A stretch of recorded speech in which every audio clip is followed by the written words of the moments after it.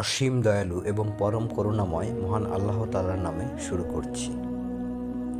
একটি বিষয় আমাকে শঙ্কিত করছে, তাই আমি আলোচনাটি করছি।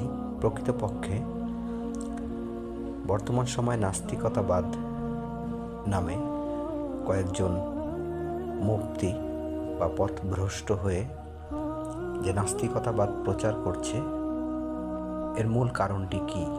প্রকৃতপক্ষে পবিত্র আল কোরআন সুস্পষ্ট মানুষের জন্য পথ নির্দেশ, হেদায়েতের, এবং এটি পরিপূর্ণ একটি গ্রন্থ। আল্লাহ তাআলা সেই কথা সুস্পষ্টভাবে বর্ণনা করেছেন।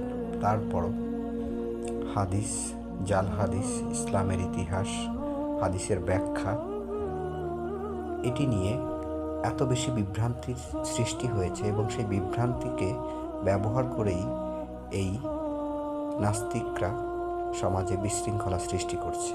তাই আমি সকলের অবগতির জন্য পবিত্র আল কোরআনের কতগুলো স্পষ্ট আয়াত উল্লেখ করছি, যা থেকে আমরা বুঝতে পারি যে পবিত্র আল কোরআন মানুষের হিদায়াতের জন্যই পরিপূর্ণ এবং সম্পূর্ণ একটি গ্রন্থ। সূরা কাহফের ১ নং আয়াতে আল্লাহ তাআলা বলেছেন, সমস্ত প্রশংসা আল্লাহর, যিনি তার বান্দার উপর কিতাব নাজিল করেছেন এবং তাতে রাখেননি কোনো বক্রতা। সূরা কাহফের ২ নং আয়াতে আল্লাহ তাআলা বলেছেন, একটা সহজ সরল সোজা কিতাব, তার কঠিন শাস্তি সম্পর্কে সতর্ক করার জন্য এবং বিশ্বাসীগণ যারা সৎ কাজ করে তাদেরকে এই সুসংবাদ দেওয়ার জন্য যে তাদের জন্য রয়েছে উত্তম পুরস্কার। সূরা ইউসুফের ১১১ নং আয়াতে আল্লাহ তাআলা বলেছেন, এদের কাহিনী সমূহ বোধ সম্পন্ন মানুষের জন্য শিক্ষণীয় বিষয় আছে।